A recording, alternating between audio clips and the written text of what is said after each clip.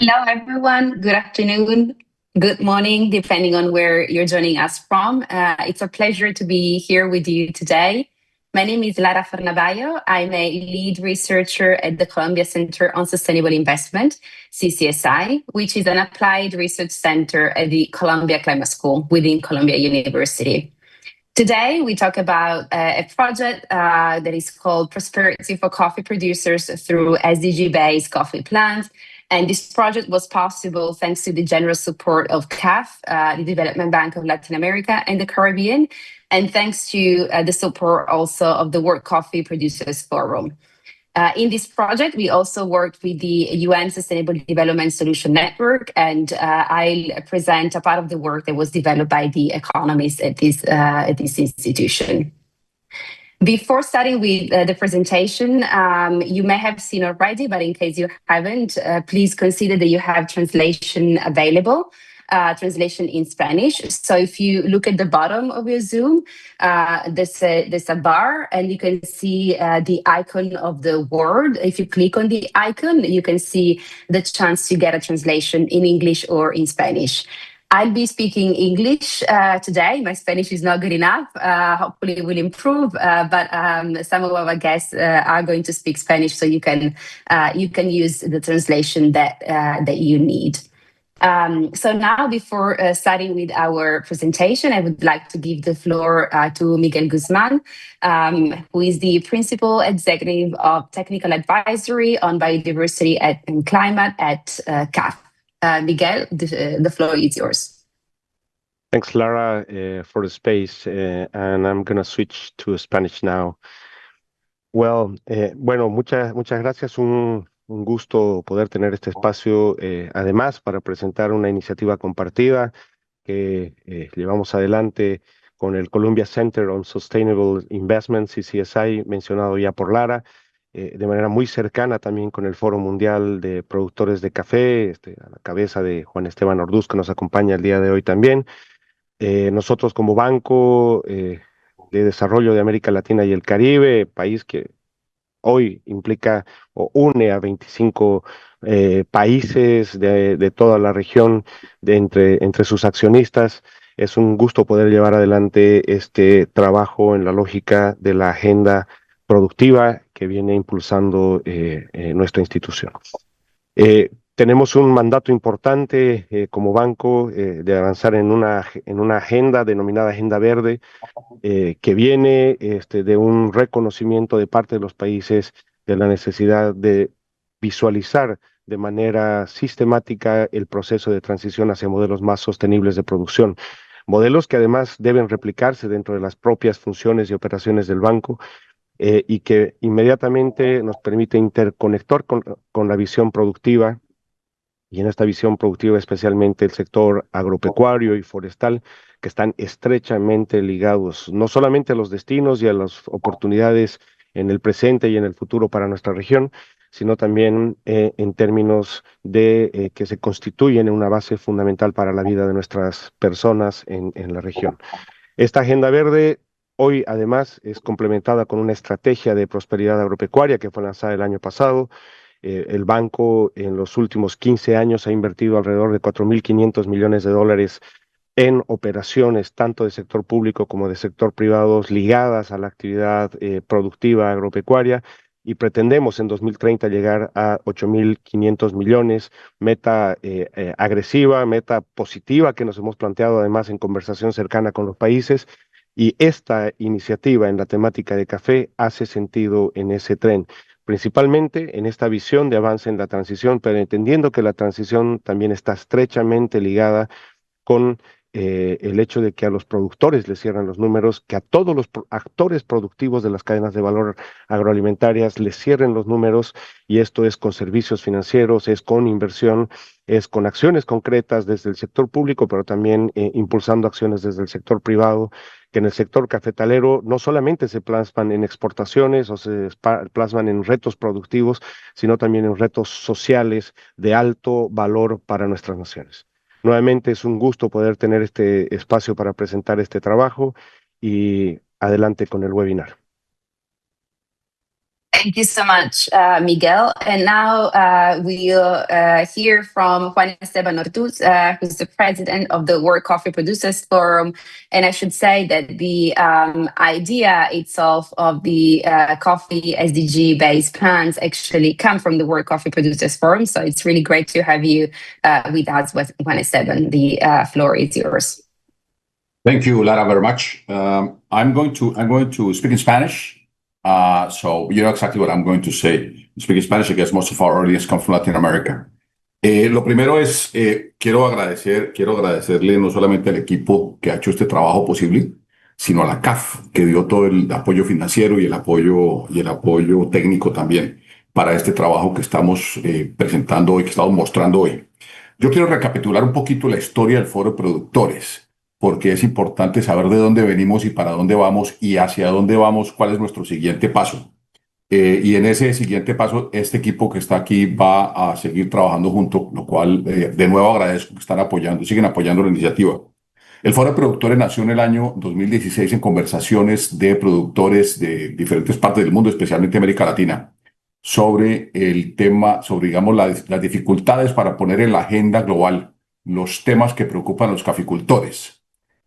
Eso llevó a la decisión colectiva, especialmente con países latinoamericanos originalmente, de crear una plataforma de discusión donde se debatan los temas que más les importan a los caficultores en particular, que son parte de una cadena, sí, pero esa cadena típicamente discute los temas más allá digamos, de la producción misma, o está preocupada de la producción desde el punto de vista de la comercialización y desde el punto de vista del consumidor, y no tanto desde el punto de vista de que el productor que pueda prosperar.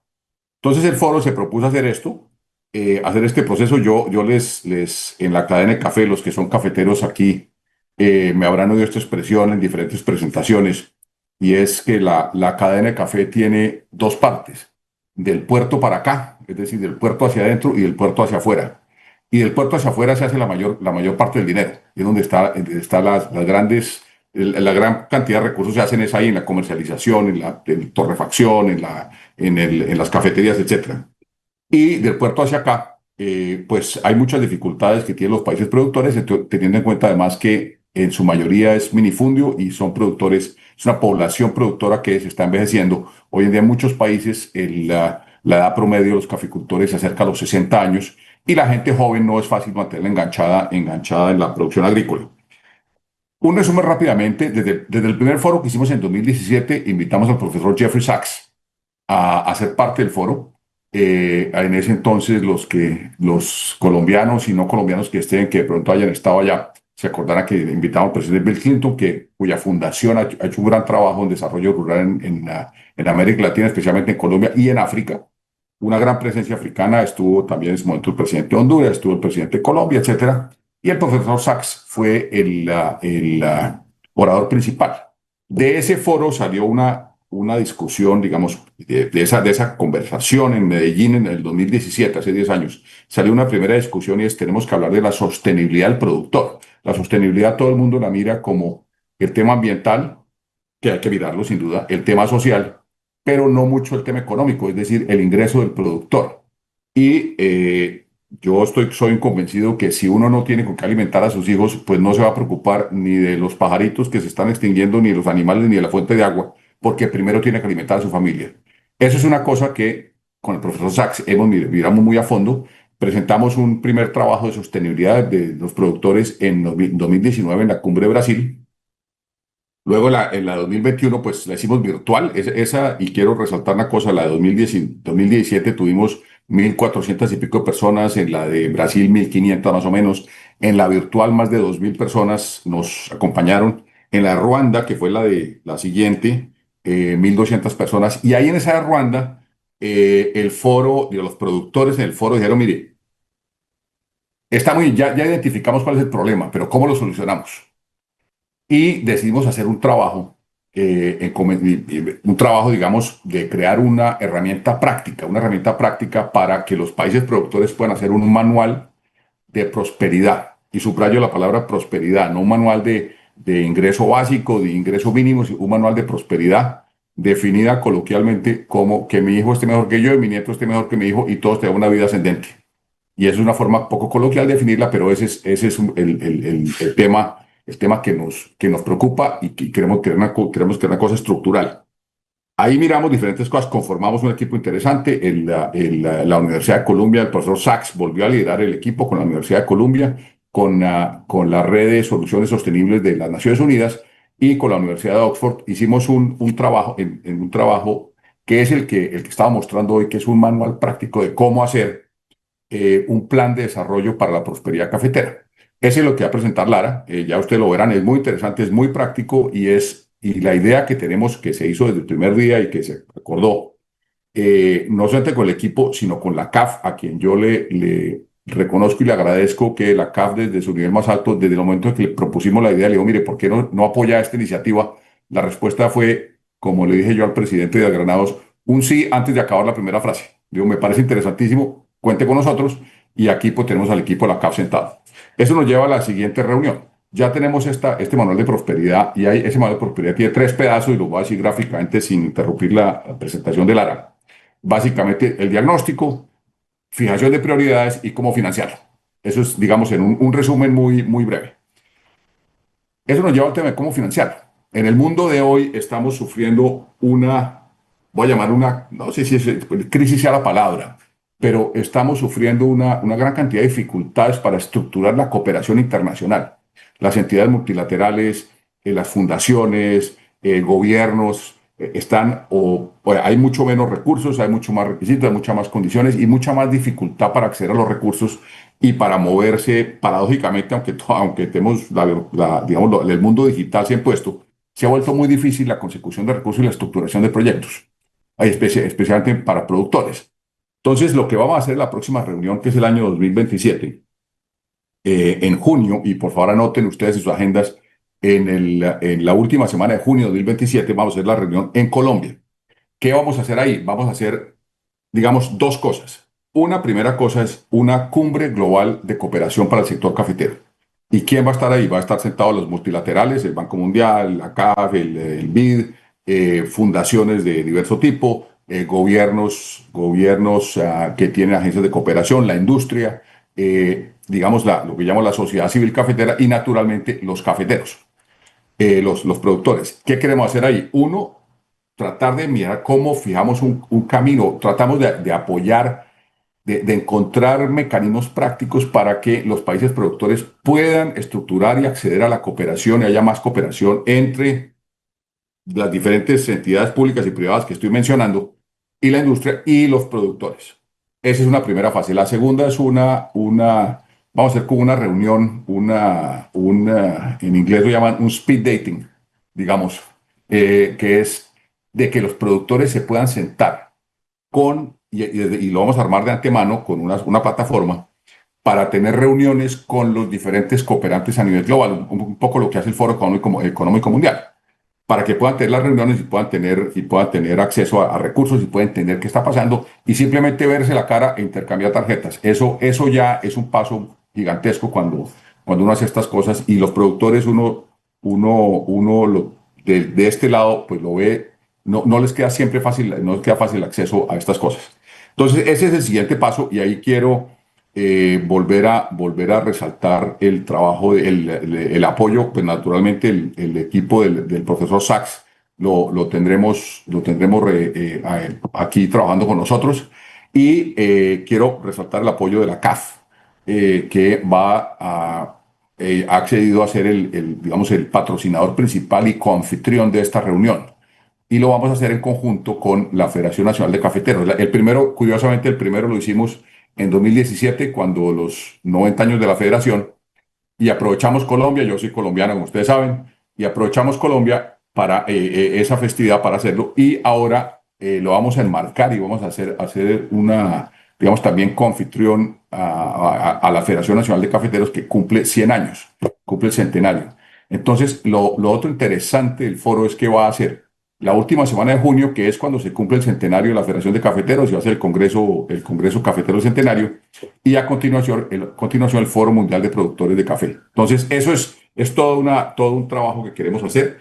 Este va a estar muy centrado en cómo facilitar la cooperación, no solamente entender el futuro de la cooperación, entender cómo podemos movernos hacia adelante en eso, sino facilitar el acceso de los productores a la cooperación. Dicho eso, que sé que me excedí el tiempo que me han pedido que hablara, pero dicho eso, le doy la palabra a Lara, pero quiero que por favor anoten en sus agendas la última semana de junio de 2027. Naturalmente, todo el equipo del foro lo tenemos anotado, la CAF lo tiene anotadísimo, el equipo de Colombia también. Y queremos tener la mayor participación posible. Ya hemos contactado a varios de los multilaterales, fundaciones, etcétera, y ya hay mucho interés en participar en esto. De manera que, Lara, te dejo la palabra, the floor is yours, y espero que nos veamos, si no antes, en todo caso, en junio del 27 en Colombia. Lara, please. Thank you very much. Thank you very much, Juan Esteban. And now we can go to our presentation. You should be able to see the slides. You can go to the next one, please. So I want to start from what was the structure of the project, because exactly as Juan Esteban said, the idea was to have something practical. This wasn't supposed to be a study on a shelf. That's not, the support that we received from CAP4. The idea is really to have something that can be used.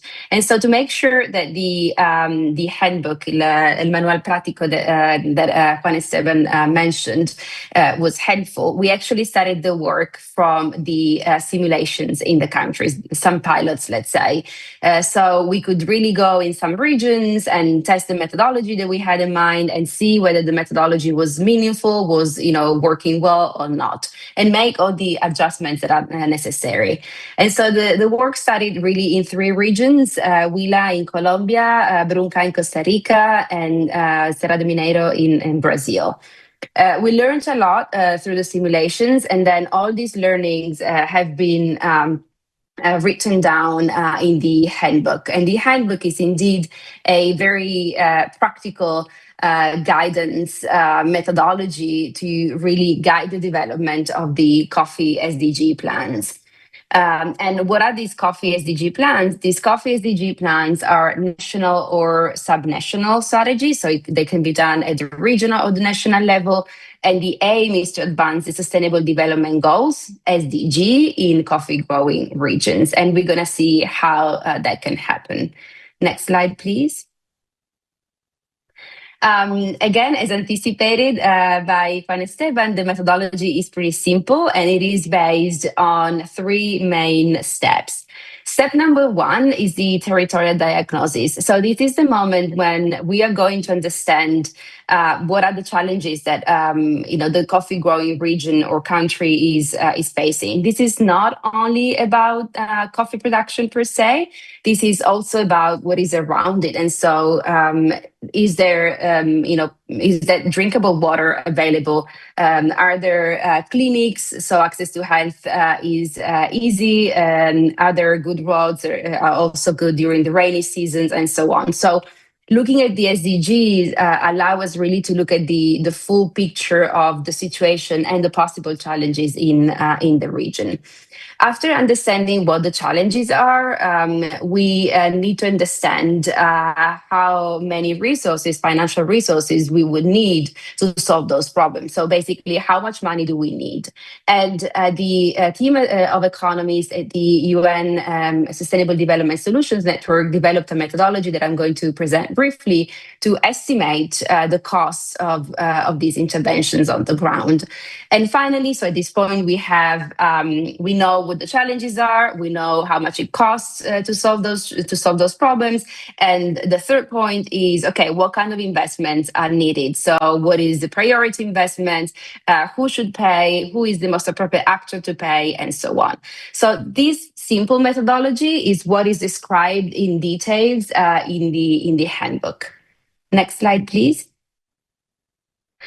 So let's start with the territorial diagnosis. I'm not going to go into the details of the biophysical geography and the coffee sector and the main economic activities, because these are very descriptive parts. Basically, these are parts where you describe how the coffee sector is working, is production facing challenges, are there other economic activities in the region, besides coffee, what is the weather, what is the climate in the region, is it a mountain region, other river, and so on. So pretty simple descriptive part of the analysis. The interesting part of the territorial diagnosis is actually in the qualitative and in the quantitative analysis. So these are, the bits that are a little bit more complicated, but I'll try to explain in the simplest way possible. Next slide, please. So we can start from the SDG diagnosis. This is also what I'm going to call the quantitative analysis. Now, the reason why we think it's important to use the SDGs is because the SDGs are universally recognized. This is the Agenda for Sustainable Development until 2030. And, there is a, let's say, universal effort to make sure that the SDGs, the Sustainable Development Goals, are achieved. And so the SDGs, because the idea is how do we achieve the SDGs? The SDGs are also accompanied by a set of indicators that we can use to measure progress towards the achievement of the SDGs. And these indicators are official indicators. So they are approved by the UN, they are used around the world. And so they're very good because they're usually collected already by the countries and also allowed to have some comparisons. So the quantitative analysis can be complicated, but at the same time, using the SDGs can be done in a pretty simple way because the methodology is standardized. The SDGs are 17, but because we wanted to make this methodology simple enough, we actually selected only a group of SDGs, which are the SDGs that you can see on the slide right now. And so this group of SDGs is actually the only group of SDGs that the handbook is going to look at. Of course, there's flexibility. The handbook is also thought as something that can be flexible and adapted to the local context. So if in a country one SDG is more important than another one, of course, can be modified. So everything is always thought as something that can be adapted to the local context. As I was saying, we have these SDGs, and then the SDGs are accompanied by indicators that are basically those that can tell us whether we are making progress towards the achievement of the SDG or not. The SDG indicators are really, really a lot. So it would be really difficult to develop a coffee SDG plan using so many indicators. And for that reason, we have selected only 34 SDG indicators. And these are indicators that can actually give you a pretty good picture of the situation in the country or in the region, even if we don't look at the full spectrum of the indicators. So they're already good enough to tell you, well, yeah, you're making progress, or not, actually, you're not making progress enough, you should go faster. And so using these indicators, we were able to collect data on the ground and say, this indicator is actually showing that there is progress, or this indicator is showing that there is not enough progress and more should be done on the ground. And so this translates into an SDG dashboard, which I'm going to show you, and it's going to be very clear once I show you the slide. But it's basically a table where you have all this information together. So you have the SDG, you have the indicator, and you have the data that you have collected that is compared, against a threshold. And so with this comparison, you'll be able to see if your region or your country is doing better or worse compared to other regions, for instance. And so the idea is really with the SDG dashboard to have a quantitative assessment of what the challenges in the region are. Next slide, please. And I'm sure with this slide, things are going to be a little bit clearer. So if we take this table, you can see that in the first, let's say in the first column, you have in this case social protection, and social protection for us, and then you can see the second column is a combination of SDG 1 and SDG 2. So if you see the second column, you see three numbers. For instance, in the first one, 111. One, the first number is the SDG. If you go to the last row, instead you have 241, 2 is the SDG. And then you have the number of the indicator. Now, because again, we want to make this methodology very, simple and accessible, there's also the possibility of substituting the indicator that you're using. So in the case of Serra de Mineiro that you see on the slide, for instance, let's go to the first row, so indicator 111, you can see that you have one indicator that is written, let's say, normally, and another one in italics.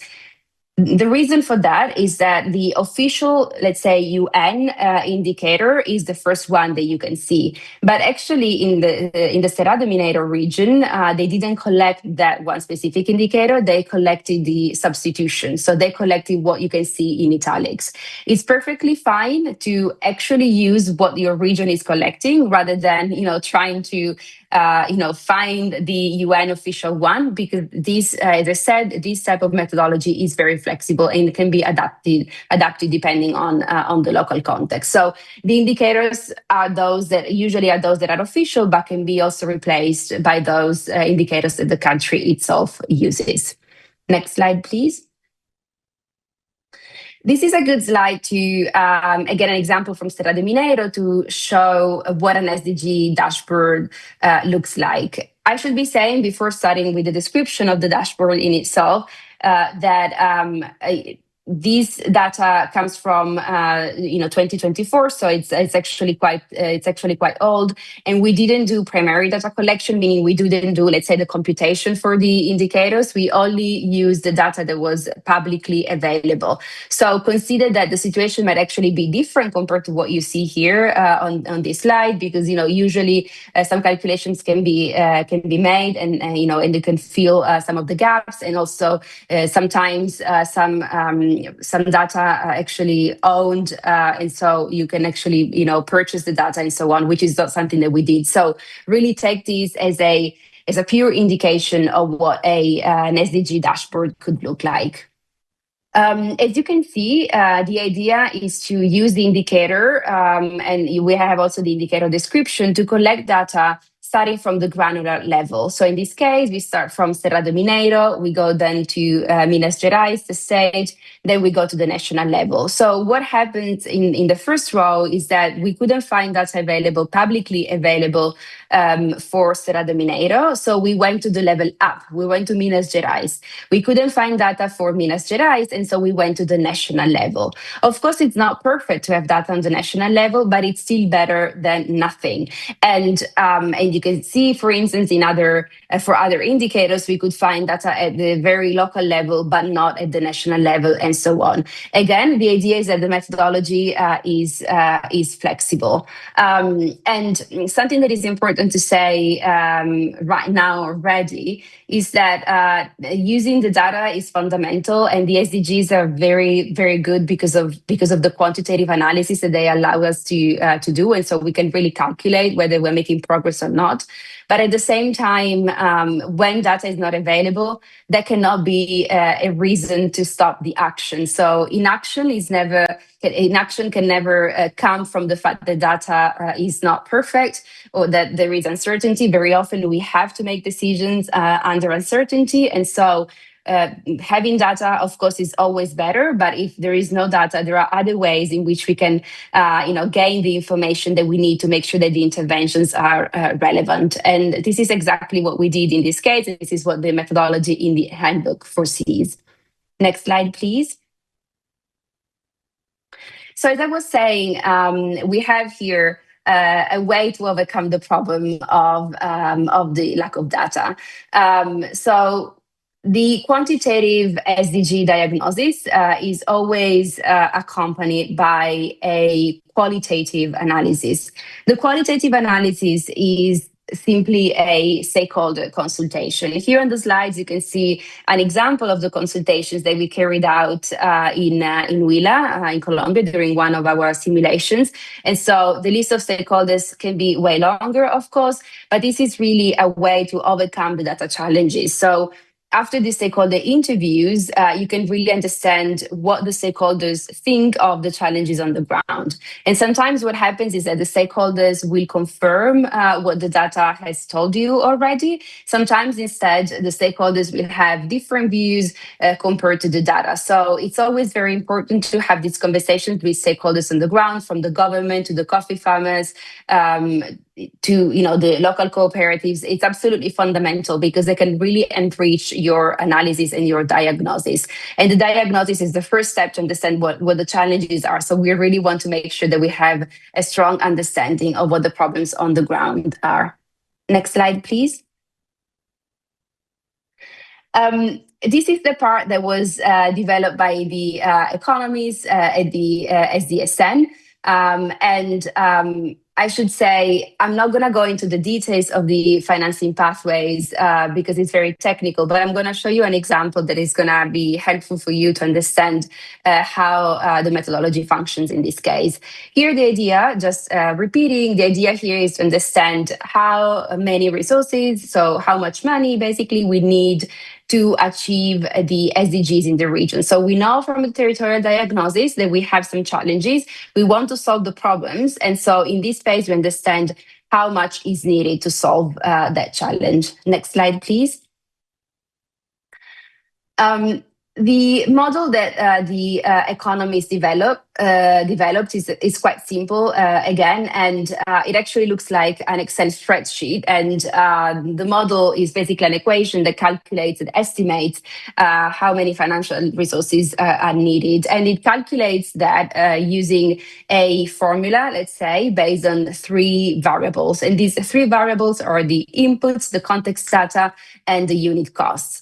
Once you input all this data into the model, with all 3 available, the model automatically calculates what is the an estimated cost for closing that SDG gap. So for, let's say, how much you need to make sure that you can solve that problem. So it is a model that is thought to be simple, even for governments that don't have necessarily in-house capacity, statistical capacity, and that therefore need something that is pretty simple. And so that was the reasoning behind the model that was developed. Next slide, please. You can see here, I'm going to drive you through the logic. Hopefully, the text is not too small. But you can see here, for instance, if we single out on the health and well-being, so SDG 3, the purpose of SDG 3 is to achieve universal health coverage. And so the model functions in a way that once you know how many doctors and nurses you have, and how are their wages, you can actually understand how much is currently the government currently spends for medical personnel, and so that's the current expenditure. And then you actually calculate, and the model already calculates that. So there's no need to do this calculation again. You have a way to calculate in the model the optimal expenditure. And so what would be optimal, for instance, with more nurses or more doctors in the country, or higher wages, and so on. And so you have at this point a current expenditure that is compared to with the optimal expenditure, and so you get an estimate of the financing gap, in this case in medical personnel. But you can do it, as you can see here on the slide, you can do it for many other inputs and costs. So the idea is to have a simple way to calculate the current expenditure, so that once you compare it with the optimal expenditure, you get a sense of the financing need that the region or the country has. Next slide, please. Once you know how many resources you need to fill the gap, we need to understand how are we going to find these resources. So at this point, we know that we have specific challenges. We know an estimate of how much money we need to solve those challenges. To address those challenges. And at this point, we design an investment roadmap to make sure that we have the right investments in place to address those challenges. And so basically what needs to be done, when, by whom, and what is the priority. As you can see from the slide, we have distinguished two categories of investments: the high priority investments and the secondary priority investments. Of course, all these investments are important, but because we are aware of limited resources that all governments struggle with, we have distinguished between the high priority and the secondary priority.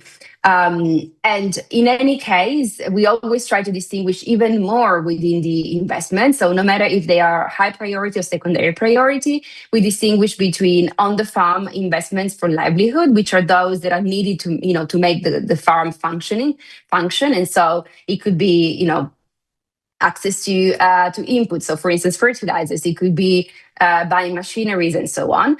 Then we have the category of investments, which is about infrastructure investments for the communities. And here we're thinking about the roads, we're thinking about water, we're thinking about digital infrastructure that is becoming more and more important.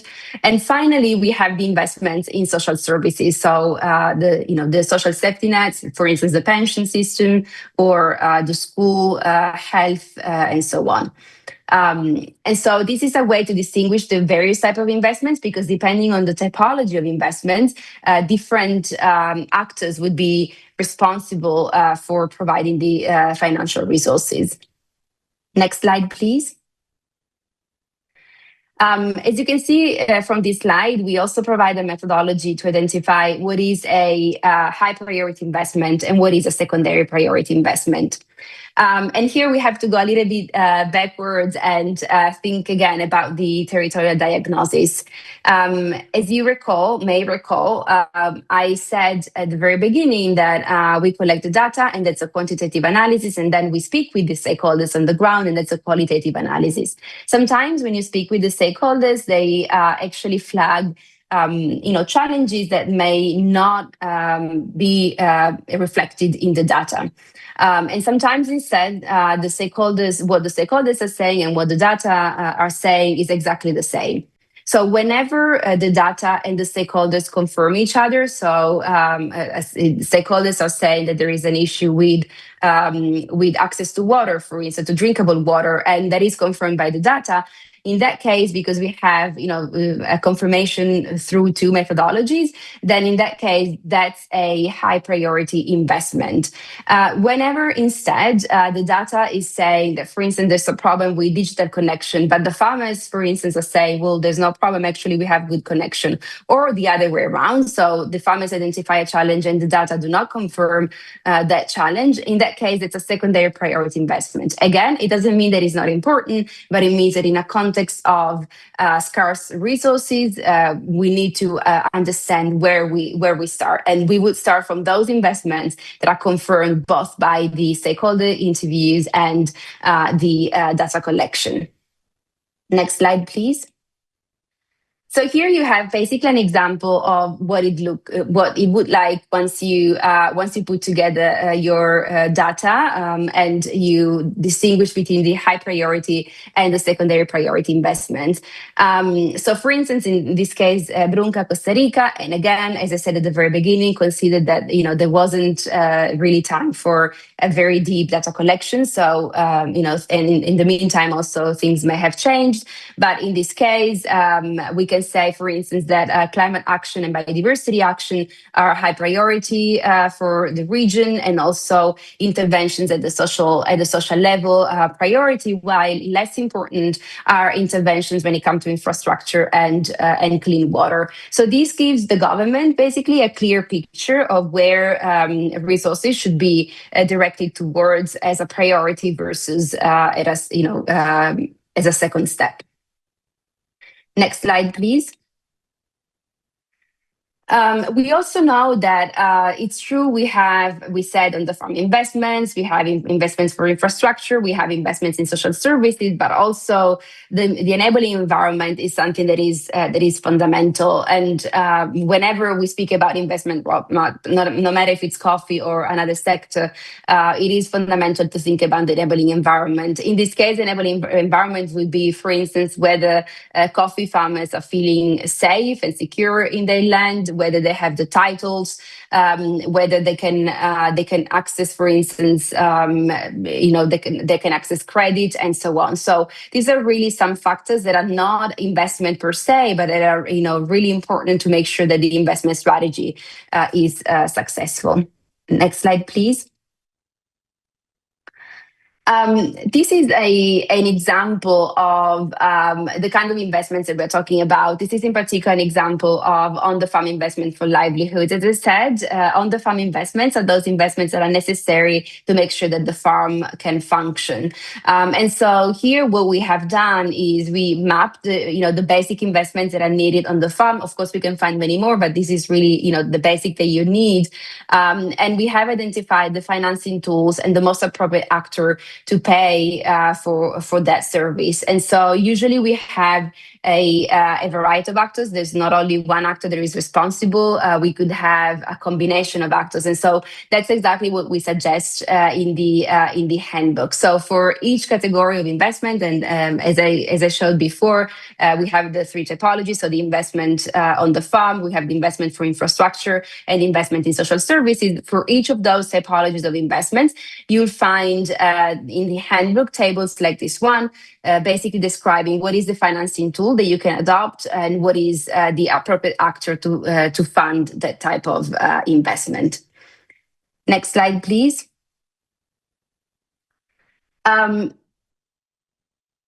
Next slide. Okay, so in this case, the important point of this slide that I want to make, because it's really relevant for the entire plan, actually, is that even once we have collected our data, we have spoken with stakeholders, we know exactly what the challenges are.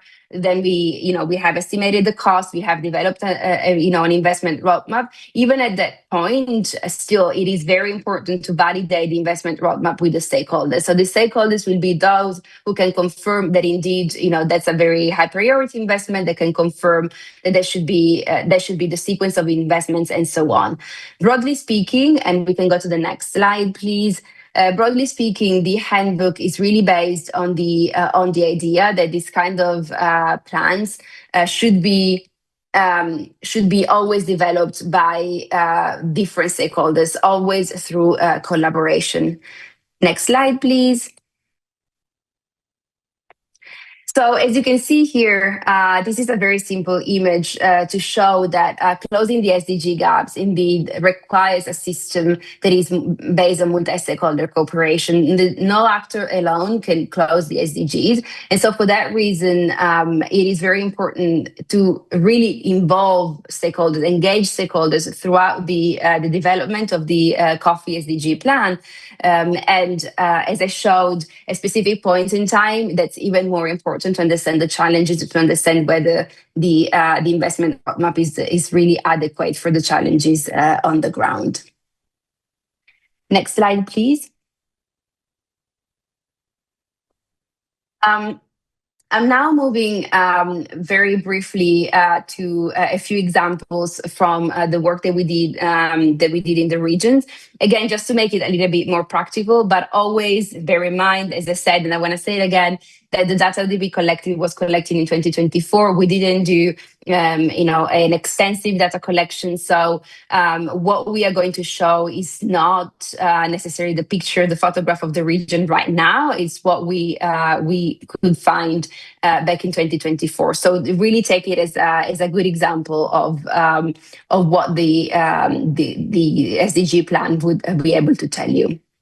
Next slide, please. And then next one again. Thank you. I'm going a little bit fast because I want to leave at least 5 minutes for the questions. So The first region that we can talk about is the region in Costa Rica, Brunca. And in this case, we noticed that there was a lot of concerns connected to the social and economic aspects, and not only on the environment, though climate change, of course, is a concern for coffee production around the world. Next slide, please. Maybe let's go to the next one again. Okay, beautiful. So as you can see here, this is a good example of an SDG dashboard, because you can see many indicators and many priority areas. As you can see here, we could find enough data for each indicator, but one, to identify whether there was progress or not. So for instance, when it comes to digital access, Brunca in 2024 was doing very well. When it comes to energy access, same thing. When you look at, for instance, water and sanitation, I want to explain why, given the fact that we have one orange, one green, one yellow, and another green, it's still orange. And the reason is that according to the methodology, whenever there is a challenge, so in this case, a challenge that is orange, so it's not really going very well, the entire category, in this case, water, becomes orange. So it's a quite strict methodology. So although in the context of water and sanitation, there is very good progress. As you can see, we have 2 greens and 1 yellow. Still, the entire area is considered orange because we have 1 orange. So that's a typical way to proceed when it comes to measuring the SDGs, because we want to make sure that those challenges are not ignored, basically. And so that's the reason why you can see this color coding. Next slide, please.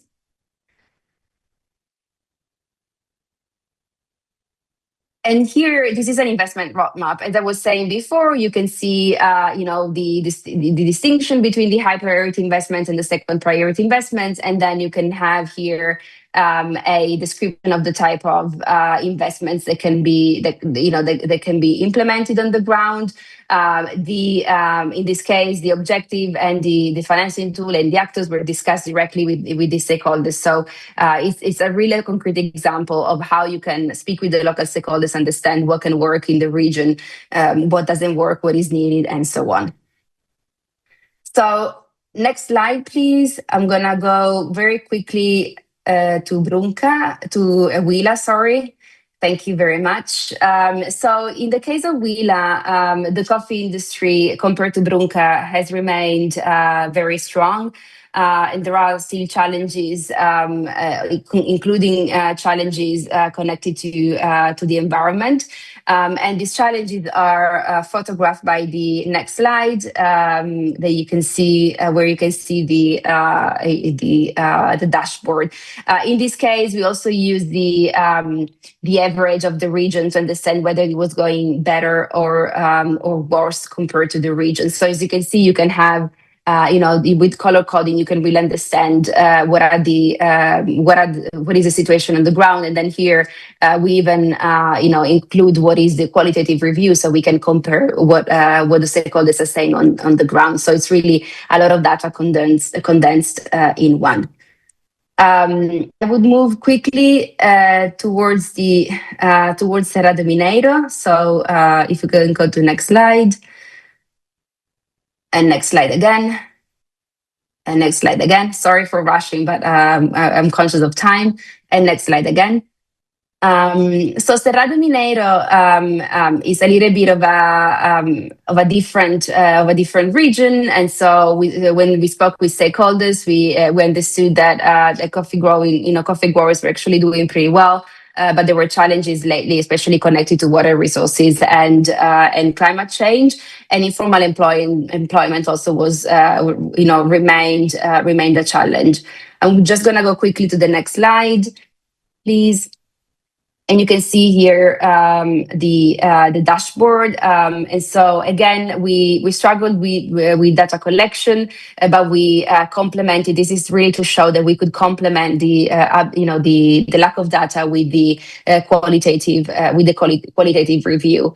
And again, the area in itself is entirely orange because there was one indicator that was yellow and one that was orange. And so you always pick the worst to indicate what is the situation, let's say the progress in that specific area. So we can move down. Next slide, please. Again, another example of the dashboard and the comparison with the qualitative review. And finally, next slide, please. You can see the the distinction between high priority and secondary priority, and you can also see the investment roadmap. And here, for instance, on the farm investments, we don't speak about purchase of machineries or purchase of agrochemicals, because that's not a problem that was identified. Instead, one problem that was identified was the purchase of insurance, and that's why the investment roadmap targets that specific aspect of the on the farm investments. So you can see really how adaptable the methodology is. Next slide, please. And of course, this is my thank you. But before closing officially, I want to see if there are any questions in chat. I'm going to give you a few seconds. I see one question.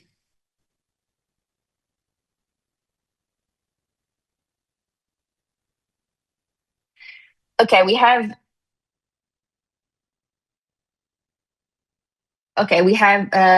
one question, which is about the role that governments have. As indicated by in the chat, indeed, a lot of it would be public policy. So the idea is that the plan themselves, the best actor to develop the coffee SDG plan in itself would be the government, because the government can really function as a coordinating entity for this kind of plan, to understand what are the challenges, to understand what are the investments. However, it's not the government in isolation. As we said during this presentation, it is absolutely fundamental that the government speaks with all relevant stakeholders, from the international coffee organizations to MDBs and commercial banks, to the farmers associations, and so on. So it's true that a lot is led by the government, because the government can really have this function of coordination, but it cannot be done by the government in isolation. And also, of course, and I want to thank you, Juan Esteban, for the intervention. Of course, when some interventions are typically in the hands of the government. So when it comes to education, when it comes to health, of course, that's going to be the government. But when it comes to specific interventions on the farm, such as if we think about purchase of machineries, if we think about modernizing the type of agriculture, the agricultural method, for instance, that's something that where the private sector can have a role to play. Even when it comes to digital infrastructure, we can imagine public-private participations to bring digital infrastructure to rural areas. So depending on the areas, they were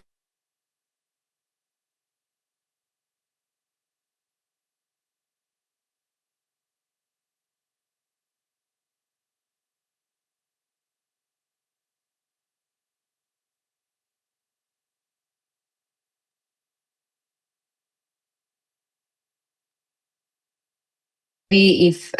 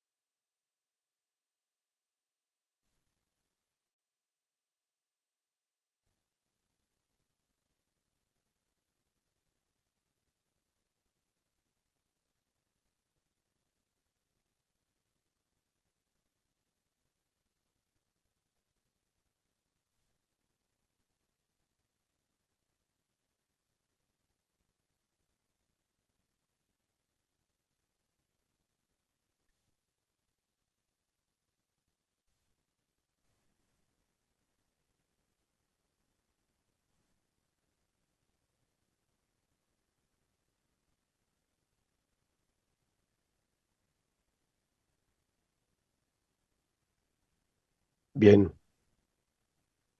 buenas tardes. Si tenemos un tema técnico, se le cayó la señal a Lara. Está en una zona que tenía problemas de clima en este momento en Estados Unidos. Y Juan Esteban, tu micrófono está desactivado. Si lo puedes activar, y capaz que podemos ingresar directamente a los comentarios finales, agradeciendo además a todas las personas que nos han acompañado en este evento y podemos ir finalizando. Veo a Lara de vuelta antes de comentarios finales. Lara, any final comments? Thank you, and apologies for that. Indeed, No, don't worry. rural areas, but I'm glad that I was at the end. At least I didn't ruin the entire experience. My final words are just, big thank you to the entire team who supported the work. And also, please go find the handbook. And for any questions you may have, please reach out to us. We're really now in a phase where we are trying to implement it on the ground to see how it can be applied. And so we are really keen to see it becoming a reality. So thanks so much again, everyone, for joining. Apologies for the technical issue, and thanks so much to CAF and to Juan Esteban for the incredible support throughout these years of work. Thank you. Thank you. Un comentario final, Lara, thank you very much. Un comentario final que estaba diciéndoles ahora. La idea para el foro de productores entonces es tener unos 2 o 3 casos, digamos ya con los actores a bordo para mostrar cómo operaría esto en la práctica. Esto es digamos un trabajo en adición, digamos, al tema de la cumbre global que vamos a hacer de cooperación para el sector cafetero, pero de alguna manera es mostrar cómo opera y de alguna manera es mostrar también cómo puede funcionar esto. Los que quieran dar la mirada al estudio, si ustedes ponen su buscador, no puedo ponerle no está en el slide, pero busquen CCSI, carro, sopa, instituto, CCSI, pongan café, prosperidad. Y ahí les va a aparecer el estudio que está en inglés y está en castellano. Y ahí pueden conectarse, está en la página de Colombia. El estudio está diseñado y parte del trabajo que se hizo es para que todo el mundo tenga acceso, cualquiera lo puede bajar, lo puede usar, lo puede mirar, está ahí a disposición de todos y eso es parte de lo que el foro busca lograr con el apoyo de CAF en este estudio, crear una herramienta a la que todo el mundo tenga acceso.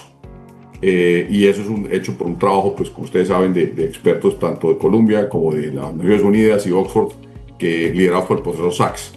De manera que tomen ese trabajo, si quieren, peguen una mirada, miren el estudio y anoten sus agendas, como les dije antes, para el foro, la próxima reunión en junio, la última semana de junio de 2027 en Colombia.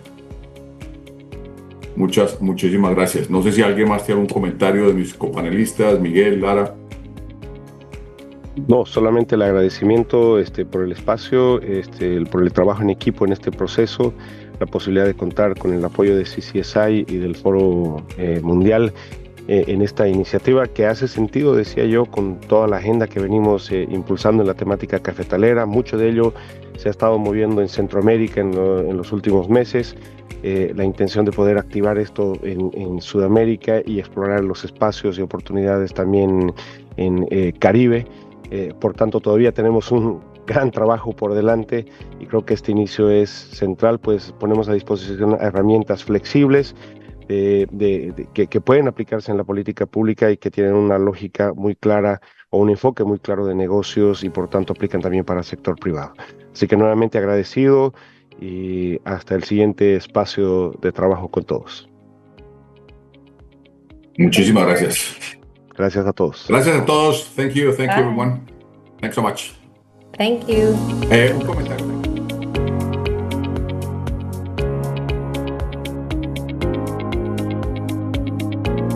Si les pareció interesante y lo quieren recomendar a alguien, el 30 de julio lo vamos a repetir de nuevo. Muchas gracias.